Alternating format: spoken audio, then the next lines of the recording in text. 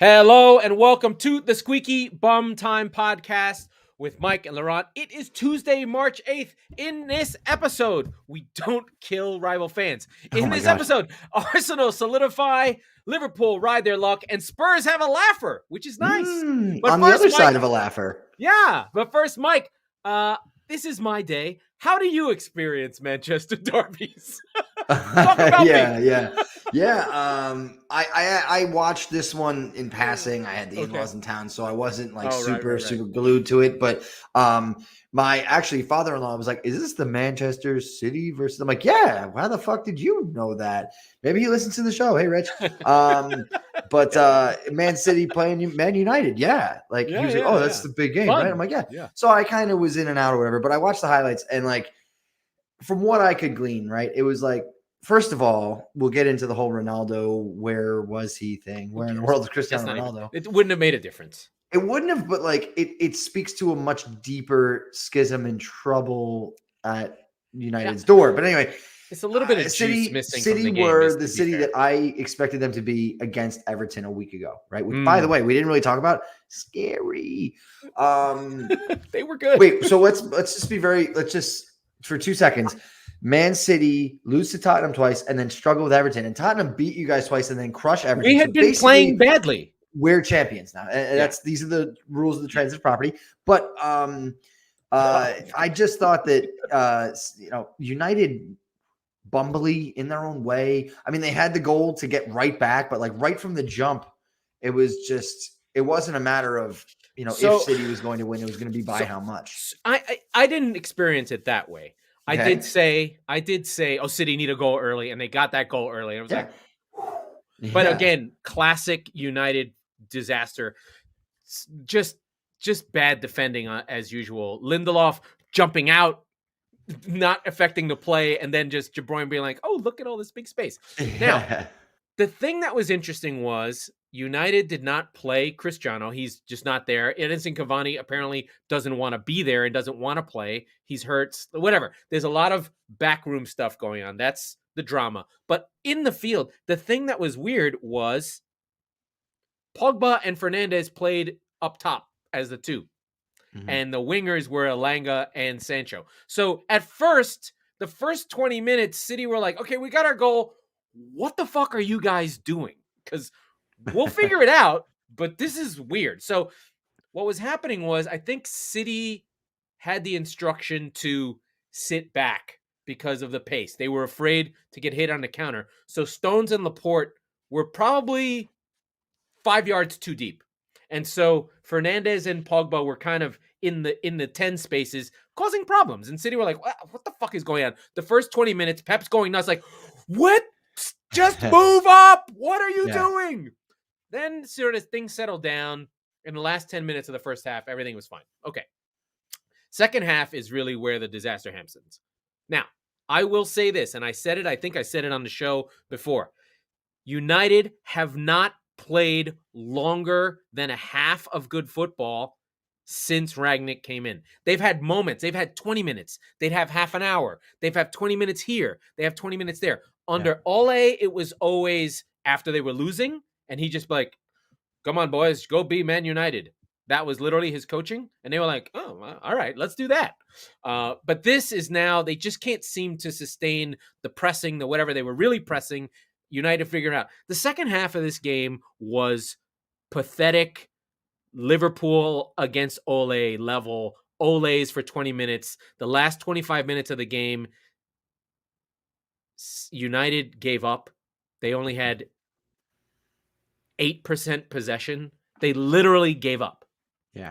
So it was one of these embarrassing things where the United Ponderati, which actually that was a scene, Mika Richards laughing at Keane, having a shouting match with Gary Neville on Sky in the little tiny room. Love that stuff because these ex-United players are always like, this isn't the United way. I'm like, what is this ephemeral United way? Please tell me what it is. Tell me what it is. It's not Conte? No, he could never be the coach. Really? Never? He can never be the coach of Man United. I don't get it. Anyway, so City just dominate and do what they do. And I'm low. What frustrates me is we just can't really, it's really hard to find talking points for City because the levels are so high that when they play well, you're just like, well, that's what they're supposed to do. Right? They had all the things that they're supposed to do, like Bernardo running hard, De Bruyne being incredible. He scored 2 goals, set up the other one. Phil Foden fucking up Harry Maguire, just like bodying him.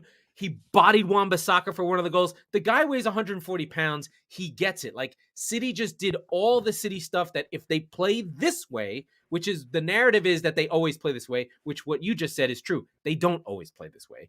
This is City at their highest levels. And you're just like, well, shit, this is good. Hey, guys, maybe do that more, right? It's hard. They can't sustain it. No, but I think that they, first of all, they got out of jail last week against Everton. They circled this one on the calendar and went, all right, like we think that Liverpool is going to make an example out of West Ham. And we're going to have to, and they didn't. But so they go, okay, we need to make an example out of a questionable, I think is a good way to put them, Manchester United. And so they got up for this game. Like you said, Foden, they have the pride for the shirt, as in so much as any of these fucking red teams. And anytime they take a shit and they package it in a box, they're like, oh my God, isn't this the most wonderful? Look at Jurgen Klopp and his fist pumps in the Klopp. Oh my God, isn't that so whimsical and wonderful and all that great bullshit? City bring effort. They have it. They just don't get credit for it. Yes. Well, I think and we can go through it all. Like, it doesn't have Anfield. That's what's so frustrating. No, well, in a sense, sort of. Yes. They don't have 40 years of equity.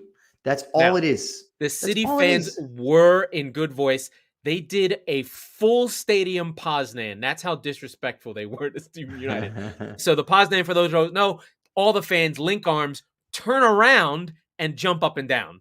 So you don't even have to watch the game anymore. You don't care. Right, because it's effectively, we're just here having a good time. So it was like half Mexican wave, half Poznan, which is pretty fucking dope. That takes a lot of weird coordination. So City fans are not up for Friday nights, for Champions League nights. This is our favorite game because we're beating the disrespect you felt from the other side of town. Right. You're giving it back to them for history. In spades. Like it's 10-year-olds who are now in their 30s who are just like, my whole childhood was abuse for being a shitty City fan. When you're going to hear it today, motherfuckers. Yeah. Today's the day, right? Yeah. Today's the day. Where United fans are just like, yeah, we're bad at this point. But for City fans, this is a big day. We're still not there. We still don't care about European nights. This game still matters a lot. Like, it's still really important. Mm-hmm. It's not just another game. So let me go through the scores, and we'll get into other things because I got excited, but I'm going to run through the scores. Jesse Marsch and Leeds, they play really well. They deserve to win, but Leicester and your boy, Mr. Harvey Barnes, gets a win. They win one in a smash and grab at home. Leeds looking good. I think I feel better about them now. Speaking of not looking good, Norwich stomped Brentford. Tony hat trick. I told you Tony was going to score a hat trick. I told you Brentford were going to be fine. They are fine. Wolves lose to Palace. The shine has gone off the Wolves. The XG machine has left Wolves. Wolves, after being beaten 2 out of their last 3, they're now not a top 4 team. They're going to sit where they are. Speaking of sitting where they are, Aston Villa smashed Southampton. Southampton have games like this in them. They were on a 6-game unbeaten run. They're looking good, and then they drop a 4 spot on you. I'm surprised it wasn't 9. Coutinho, Ings, Watkins, all together, all playing together. First time. Looking good for Villa. Hopefully we'll see that again. Newcastle continue the renaissance. Eddie Howe, coach of the year. They defeat my beloved Brighton, scoring 2 early goals. But then Brighton hang on, but they don't quite get it together. But Brighton did play well. Then Liverpool gets so fucking lucky against West Ham. It boggles the mind. We'll talk about this game in a minute. They win 1-0. Sadio Mane gets it done.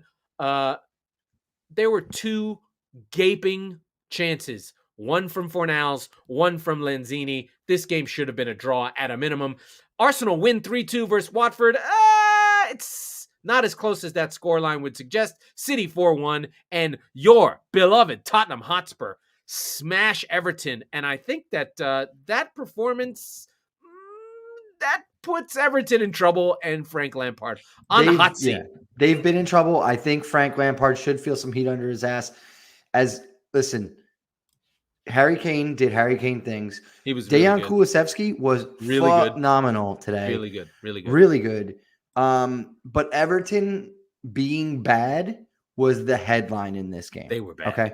Really uncoordinated, unmotivated, and then just holes at the back like Swiss cheese. And you saw it on I think the third goal where Kane breaks free, and you're like, who the fuck's idea was that? Like, hey. Good pass. Good pass from Doherty. Great pass from Doherty. How do you just like? I understand if like Sonny comes off the left and Kane does that thing where he suckers you in, but Kane's the guy making the run. How do you lose him? So we'll go deeper into Everton later in the show, but I have one person to talk about. Michael Keane is the worst defender in the fucking league. That he can play at Everton at this point is a joke. It's laughable. He literally makes a mistake that leads to a goal every game. Bad. You know what he is? He's a shit Harry Maguire, and Harry Maguire's shit. No. He's gotten worse. He was a shit Harry Maguire a month and a half ago. Now he's something far, far worse. I mean, they have I'm not going to disrespect the championship. There's better teams. Teams have better defense in the championship than Everton. Yeah. No. And if I ever see Jordan Pickford play for England again, then Southgate should be was fired. Bad. So the first, so 15 minutes in. We're into Spurs now. All right, fuck it. 15 minutes in, it's 2-0. The first one was an own goal from Michael Keane that on first touch, I thought Kane got it. I was like, wow, that was awesome. That was Michael Keane being Michael Keane. Rocket ship into the top corner. After he loses Kane on the near post, and then a ball comes in that he couldn't possibly get to, but he does. So 1-0 right off the jump, and you're like, oh boy, this could get okay. Buckle up, guys.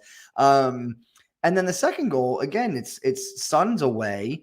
There's just patches, and by patches I mean 30 to 40 yards of just naked green. And the other thing I'll take that. The line is not in line. So all these things, guys are playing guys offside, and there's someone not offside. You're like, no, he's fine. What are you doing? So Sonny's away. Or actually, no, I'm sorry. It was Kulusevski, who, again, his first of 2 assists on the day. He was unbelievable. He was really good. And then Son's gone, and it's a ball that Pickford should stop.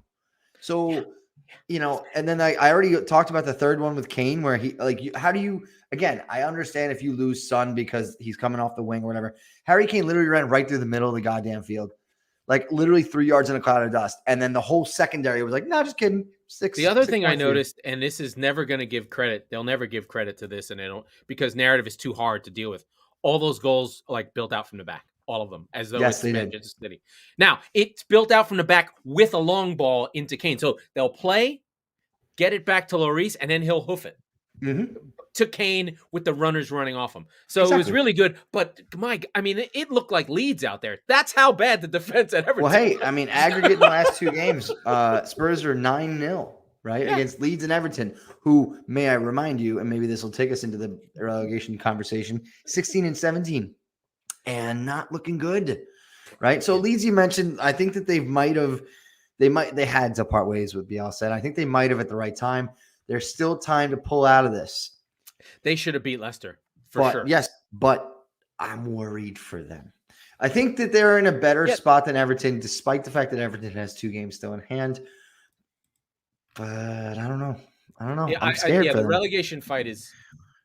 It's so weird how it's morphed, right? And we always say 1 or 2 wins can change everything. And Brentford getting that win, it's like, right? Like Brentford's okay for now.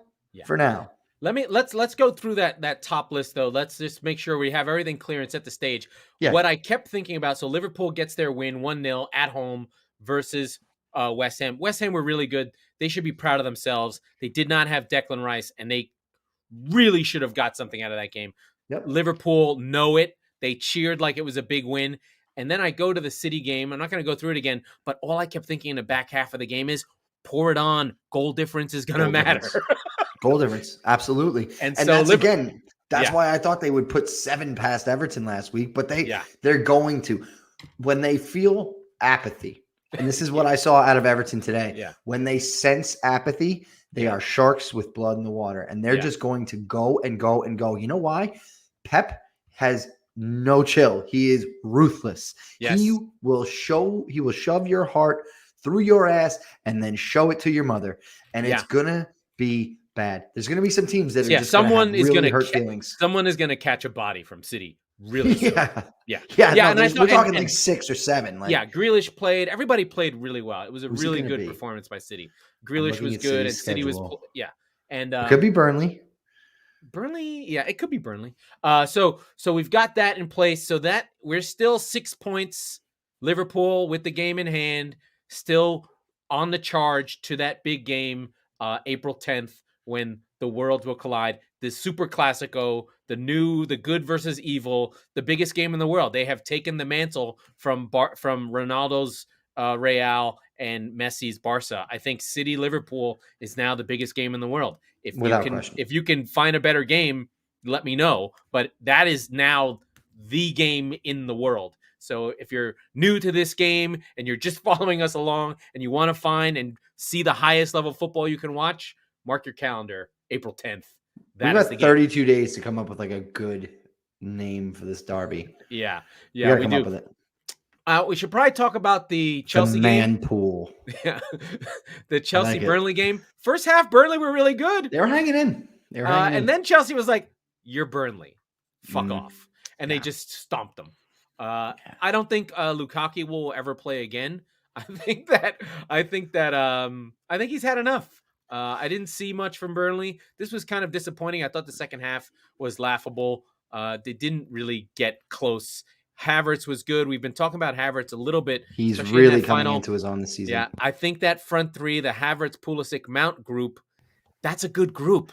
They make sense together because they're all the same, so they can all move around together. Exactly. And that's when Pulisic is at his best, right? We see him basically holding court for the U.S. men's national team where he is not just the centerpiece, but he's able to say, I'm going to come over here. Not unlike how Kane always attracts eyeballs from the opposing defense. Yeah. So if he has that creative freedom in the front, attacking midfield, then you begin to have trouble with him because it's effectively like you have 3 Mason Mounts or 3 Christian Pulisic. The other piece about those 3, they're all the same age. There's got to be like cultural connection. You got to think about these things. Havertz, Pulisic, Mount, all the same age. The English speaker, Pulisic, having been in Germany. There's some connection there that I think is like. I think the other underrated piece is getting. Maybe they haven't gotten Chilwell back, but Reece James makes a difference. He scored their opening goal, and then it sort of just poured in. But the less said about Chelsea, the better.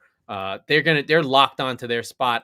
They do have to have a little bit of worry if they wobble. Will Arsenal catch them? Can they fall in? They're not going to fall. They're not going to fall out of that spot. So we talked Arsenal about it on Thursday with our pal Ollie Carpenter of Goalytics, who again, thank you Ollie for coming on the show. It was great chatting with him. We got into this. He was excited because he was like, "Oh, we get to talk about the actual on-field stuff too. It's not just the Roman Abramovich shit," which he was so enlightening to kind of spell that out. But I asked him, and I was saying, well, how do you perceive this to maybe affect the on-field results? And he even said, like, Luton Town gave them problems because some of that stuff was happening like as the lineup came out, right? So. So they really had their heads turned, and I thought that Burnley would give them a fight, and frankly, they did. For half. Yeah, for half. I mean, look, I was coming fresh off of the Burnley experience, so I was like, hey, this may not be so fun for you right now. Yeah. But then he and I kind of walked through what effectively the next month or so looks like for Chelsea, and we really. He sounded like you a little bit in the sense that he was like, well, I don't know. I mean, it's like always sort of the pensive, we're going to fuck this up. But there were points that they But that's football. That's how you Yes, but there were points that like you've got to take. Not just Burnley. They play Norwich next. They will have a couple of other cup games to probably turn their head a little bit, but at the same time, like they'll be okay. And these are games that they likely should win. And then at the tail end of the season, the difficulty does ramp up significantly. They've got West Ham. They've got, Everton's going to be a laugher for them, I suppose. But Wolves, games where you go, and Man United, games where you go, you could drop these points 100%. So So yeah, I mean, it's going to be something where I don't think they're in trouble for the third spot. They're too good. They're so much better than the other teams. They really are. That top three is so much better. Like, look, no, you wouldn't. Would you? If Arsenal and Chelsea had to play 10 times, how many times would Chelsea beat them? 7? Oh, sorry. Would Chelsea? Yeah, 7. Yes, yeah. It's exactly the number. Right. So, I said 3 for Arsenal. So yes. Right. No, not even. Chelsea would win 7, draw 1, and lose 2. Yeah, I mean, I think the key thing with Chelsea is their problems are fluidity and scoring, and I think it's more of a midfield problem. Like, their defense is in line with City's and Liverpool's. Their problem is their scoring is not. They can't score with them. Yeah. Right? Yeah. Like they're if the XGs are in the 20s for all those three. And when you play Chelsea and you see it, you could see it in I thought the Carabao Cup final was really indicative. This is a really good team. It can shut down Liverpool, which is the highest scoring team in the world, period. It's not, they're like Liverpool's front four now has depth, right? Now it's Mane, it's Salah, 4.5. it's Jota, it's Diaz. Yeah. And then their sixth guy is Origi, who, oh, by the way, you need a goal late. He just somehow finds a way to do it at least once a season, right? So they're really, really good. And Chelsea shut them down. And they could have won that Carabao Cup very, very fucking sure. Easily. But I think the larger point is they are who we thought they were, right? Like the top two of the top twos, Chelsea still. Look, if they wobbled against Burnley, okay. Yeah, sure. Then Arsenal are 3 points off the pace with a game in hand. Maybe conceivable without question. And then we Chelsea's the third team. Yeah. And now Arsenal are staking their claim. They are there. The proverbial driver's seat. And I cannot believe that on March 8th, we're sitting here saying this. There is a long way to go, but look at it this way. Look at the tone in which we are considering United. And by the way, a massive, massive game coming up next weekend that we'll detail on Thursday between Spurs and United at Old Trafford, which could signal who the real challenger for Arsenal is. And I don't mean to disrespect West Ham, but fuck you for a minute. Arsenal are the kings in the castle who need to be actively dethroned. Holy shit, where are we? What year is it, right? Well, I think the key thing with Arsenal is, and I've been talking about it all season, they're the younger team. They've been playing the youngest lineups all season. Yep. They have the growth going in. They have a set lineup. All of a sudden, there is a set group that plays. They don't have any depth. Like if they lost Lacazette, I think they'd be in trouble. If they lost Ben White, I think they'd be in trouble. If they lost Gabriel, I think they'd be in trouble. There's not a lot of depth in the group. But they don't have their Monday. They're now once a week. They got no extra games. They're out of the FA Cup. They're out of the League Cup. They got no Europe. They're just playing the games. And so they're really in the driver's seat. There's not even Arsenal fan TV things anymore because, half of them are in jail or murdered or stalked their wives. And the other ones are protesting Palestine and have their own channels. The whole thing is now very narrow and very like Arsenal are not banter club anymore. They're just like, we're young. We'll see about that. We have nothing to lose. They can lose the games you'd expect them to lose and still finish in the top 4. So here's where I want to go on Arsenal. Okay. This is going to dovetail into our conversation about Manchester United because they have had good performances, but largely, who have they beaten in the last 2 months? Okay, they don't have to beat anybody. You don't. No, in fact, and this is my main gripe about Tottenham Hotspur, probably ever, that you just don't pick up the free points. Yeah. It's a college basketball team that just can't hit the free throws and they act like they're surprised when they lose to a 14 seed in March. Their best win is Wolves. Exactly. They beat a completely hapless Brentford. They drew scoreless against Burnley. But that was that was the Burnley turnaround point. So that 0-0 is not as bad as it used to be. They played pretty tough, but they couldn't get that done. Beat the shit out of Norwich. Beat the shit out of Leeds. A good win against West Ham. We're going all the way back to December 15th now, though. That was a good win. Yes. To Everton. They beat Southampton, which is a good win. But okay, what am I mentioning here aside from City? Not a lot of brand names. Nope. Where are they, you ask? I don't know. Postponed games at the Bridge and at Tottenham await you. Arsenal. Yeah, for sure. Liverpool is coming to your house in a week, right? You've got Brighton, Leicester, who Liverpool. fucking kicked their ass. Palace, who are really good. They got a tough run. A lot of tough games. Huge. Yeah. So as we talked about, April 10th in the context of the title race, it is extremely likely that we will have a clear-cut picture of the top four at that point. And they actually, you know what? They have a really tough run. A really tough run. Listen, this schedule that you're looking at, by the way, March 13th at home against Leicester City, March 16th at home against Liverpool, March 19th away to Villa, April 4th away to Palace, April 9th at home Brighton.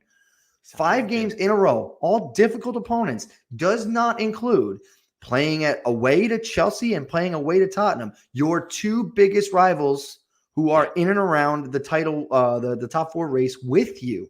And now let's keep in mind that Tottenham game could be I don't know when it's going to be scheduled yet. It hasn't been, but it could be the inflection point for who has the inside race in the last, call it, month of the season for the 4th spot in Champions League. So, I mean, but they did what they were supposed to do.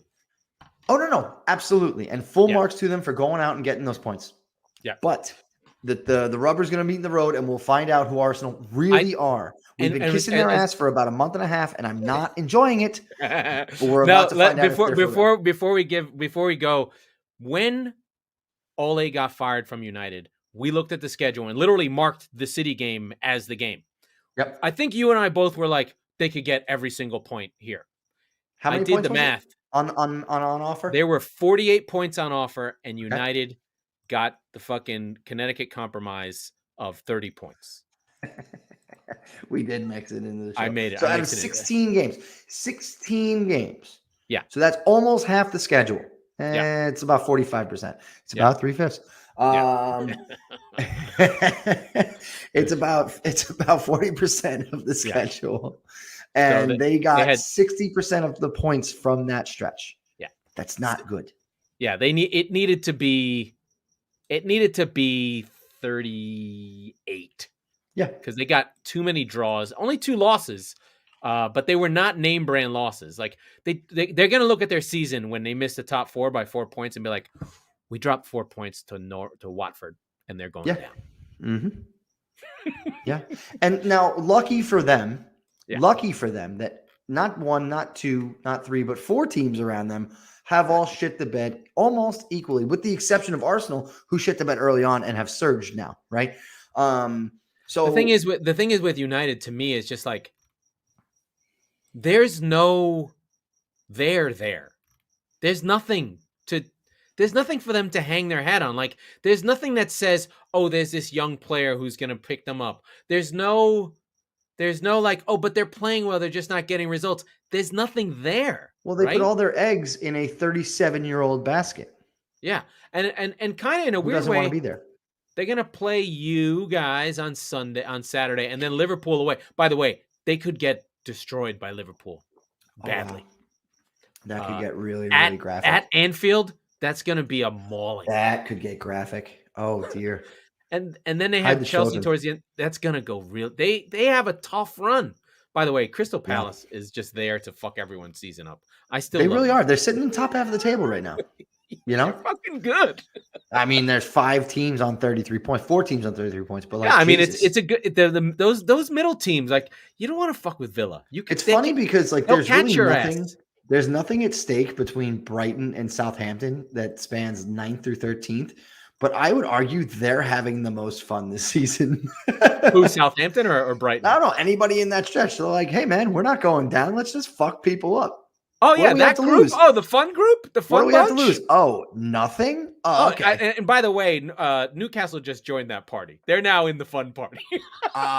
Their invite got lost in the mail, but they know the address. So yeah. Well, I guess you're talking about that 5-point gap between 14 and 13. That 13 to 8 spot, that's a fun place. Absolutely. 14 to 9, that whole Southampton, Palace, Villa, Leicester, and Brighton. That's the fun group.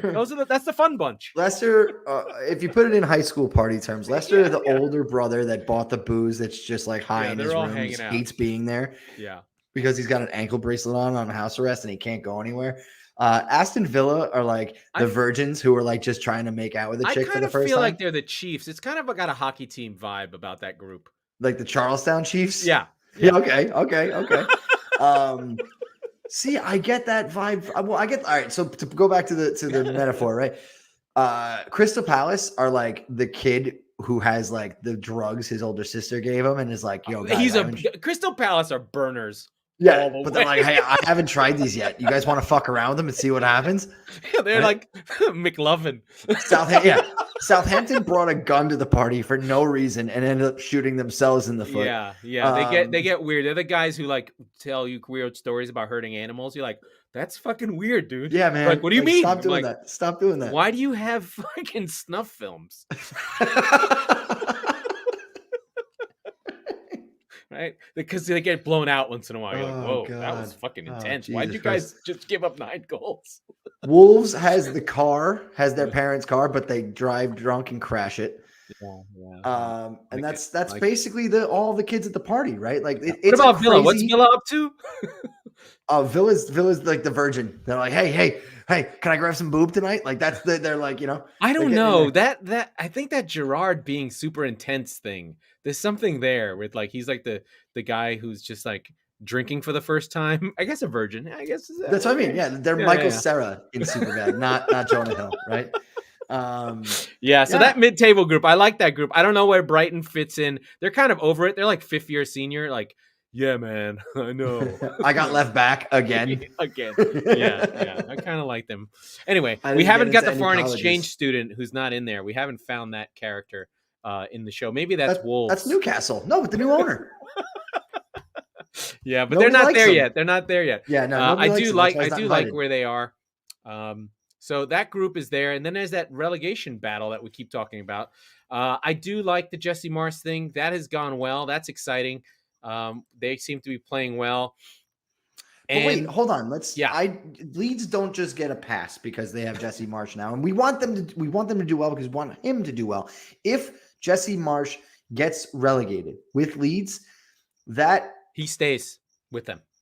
Okay, regardless, that speaks poorly of American soccer on the global stage. It just does. I don't like it. It's a fact, right?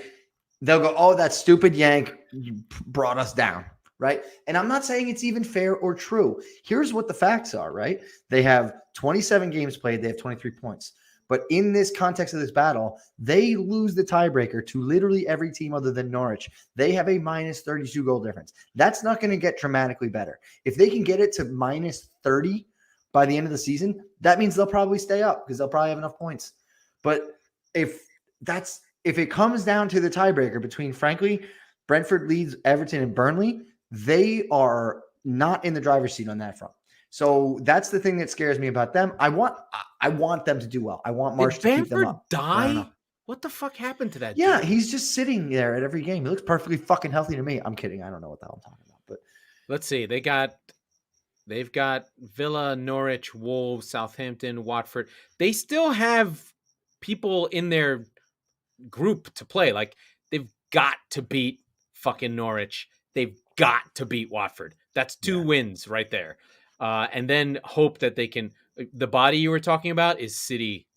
It's coming up April 30th. They're gonna get killed. Yeah, right. That's what I'm saying. There are games where they're gonna lose by a comfortable margin, and that 32 is only gonna get worse. So I almost at this point, you don't care about goal difference. You're trying to scratch out draws. But if you have like an Everton did today where it's like 3-0, don't stop. Don't play defensive. Don't be like, oh, we can't give up 2 more goals. Who gives a shit? No, fuck it. Just go get it. Yeah. That's how they have been playing. I do think like I said, like the James time at striker, it's just, he just can't finish. It's just like he gets into position and he just shoots wide. It's just, it's brutal. They just can't seem to get out of their own way. Where do you want to go here? We've got our top 4. We've done the relegation battle. We've got games on Thursday that we won't be able to talk about that'll have happened because they're happening. It's a lot of makeup games. Those makeup games are like Norwich, Chelsea. Those are not. I wouldn't talk about them if we had a show on Thursday morning. Wolves and Watford, Leeds and Aston Villa, Southampton, Newcastle. Norwich and Chelsea. Not great games. Yeah, look, not you a got great some. group. You got some of our party boys in there, but I don't. Yeah, but they're not playing each other, which is the problem. Yeah, right. Although Newcastle Southampton will be good, but I think at this point, that's Newcastle the one you could probably watch. Newcastle, and I'm curious to see what Leeds can do. Aston Villa is a good test for Leeds because of who they might become. Because Villa seems to be putting all the pieces together. They are very formidable, especially from an attacking sense. And Leeds are still. We don't really know what Marsch is going to be able to do with that. So this is a game where the points are on offer, and we don't know if they'll get them. We know one thing: they do not fucking do that stupid man marking bullshit. Right. So they immediately didn't give up. They should have beat Leicester, and they basically gave up a goal because of a mistake.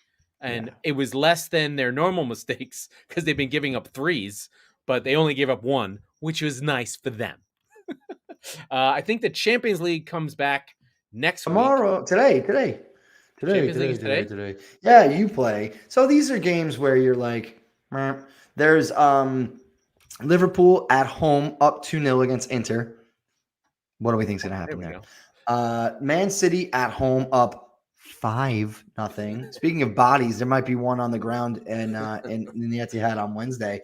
And then PSG Madrid is the really interesting one on Wednesday. And I should say I missed Bayern versus RB Salzburg 1-1. So we've got one good game each day. Bayern and Salzburg going back to the Allianz, tied at 1. Obviously, away goals don't matter, so it's a square game going into it. I'm hopeful that Salzburg can win. I don't really have a good reason for that. That would be amazing. It's not. It would be good. It would be a great story. I do think the game next week are really like season-defining games for United and Atletico. That's next week. Yeah. Season-defining Juve versus Villarreal. Oh yeah, for those teams. It will define Juve's season if they lose. It may not define Villarreal's season if they No, they're fine. They'll be over the moon. But for you, that United, if they win, it is a statement of intent for them, right? I feel like Atletico versus Man United is like that's a cage match. That's like loser leaves town. Yeah. Like Rangnick's season is a complete catastrophe, and Simeone, if he loses his job and goes to United. Why isn't Simeone to United an option? Because they lived through Mourinho already, and they don't. Yeah, but at least he has a project. He has a way of playing. He has a cholismo. I think he's a more charismatic Jose. They can't be more charismatic than Jose Mourinho. Well, no. Jose Mourinho pretends he's charismatic. He's just a shit Bond villain, right? Like Diego Simeone is a Bond villain. Well, yeah, but he creates havoc, and it's exciting, boring football. I think. Yeah, I don't think that he would. The other thing I would say is that he has lived in La Liga for so long that he was throwing punches at peak Real and peak Barca, and now that he's where he is, they won the league last season. I know.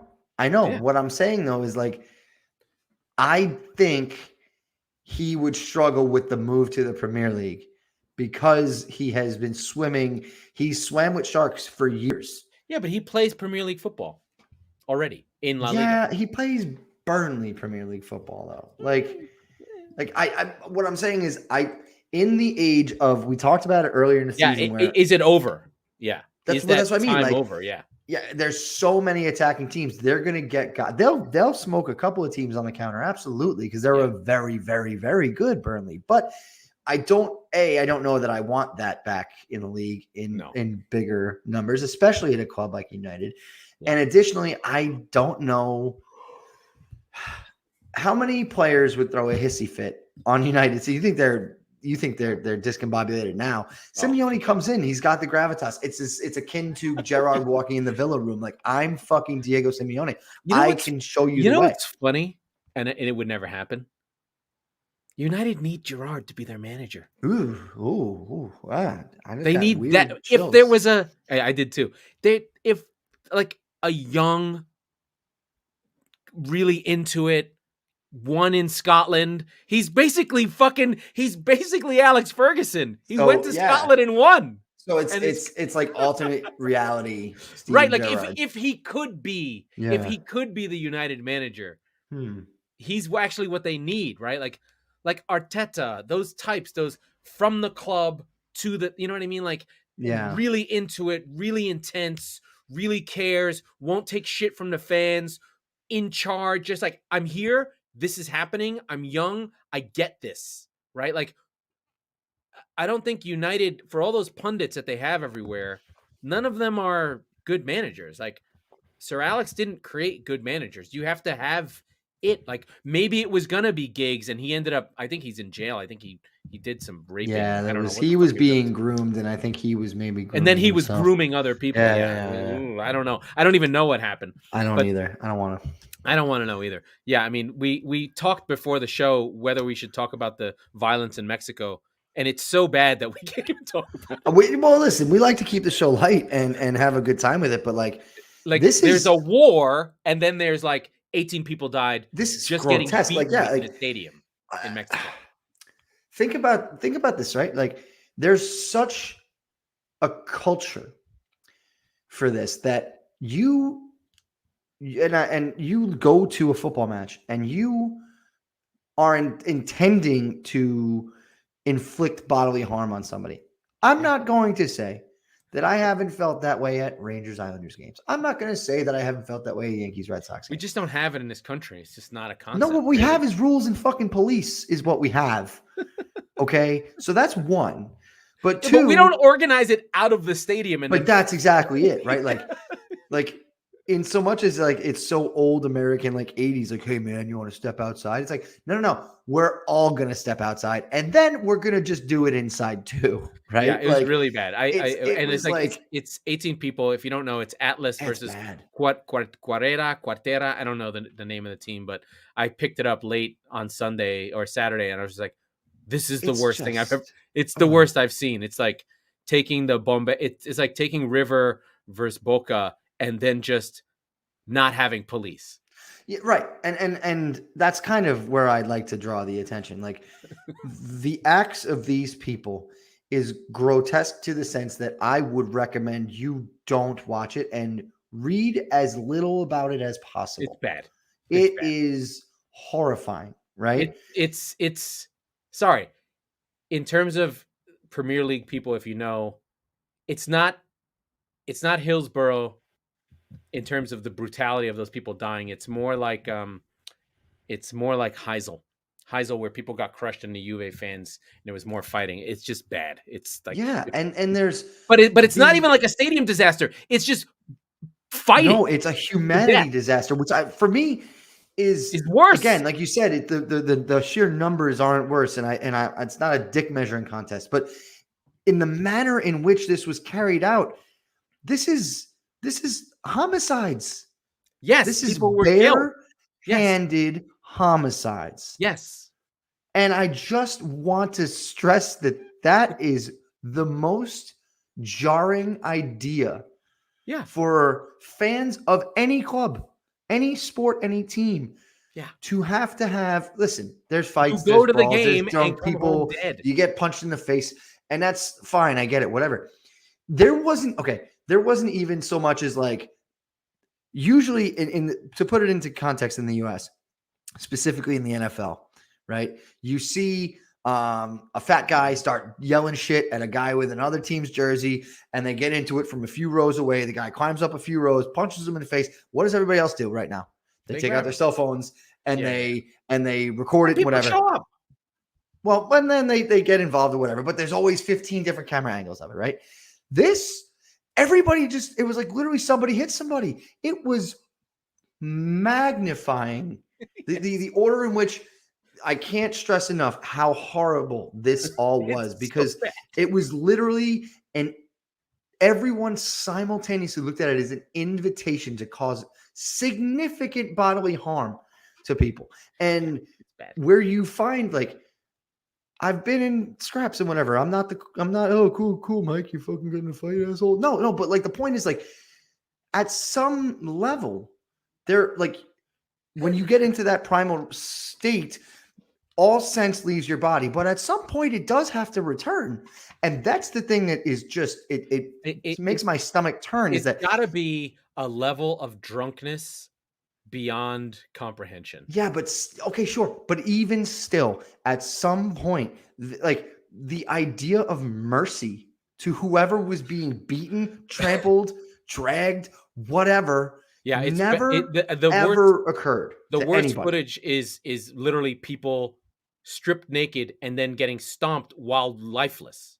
It's just jarring. Anyway, so that's bad for Mexico. They suspended the whole league.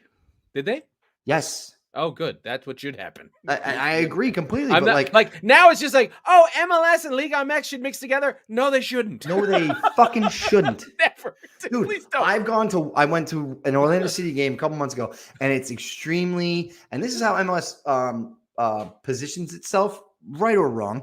It's extremely family friendly. Yeah. Bring your kids, have a good time, this and that. Are you out of your motherfucking mind? It's literally like a bizarro planet facing your wholesome, lovely, we're family friendly. We're not ready. American soccer fans are not ready. Goddamn idea. We're not ready. If you took the three biggest rivalries in any sport in the U.S. and you melded them into one rivalry and you played twice a year, once at my house and once at yours, and then you got everybody liquored on tequila and sent them into a rage against each other. I think the closest it could have got, I think Yankees Red Sox in certain eras in the stands 70s. Pretty bad. In the 70s.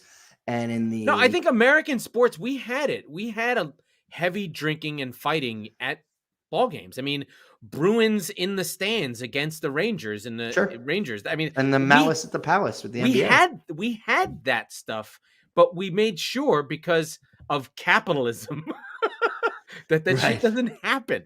Because it's not good for can't be killing it's bad for business. Just like the Chinese are like, hey, Russia, can you ixnay on the Ukraine say? Because we got this road we're trying to build, and you guys are fucking the whole thing up.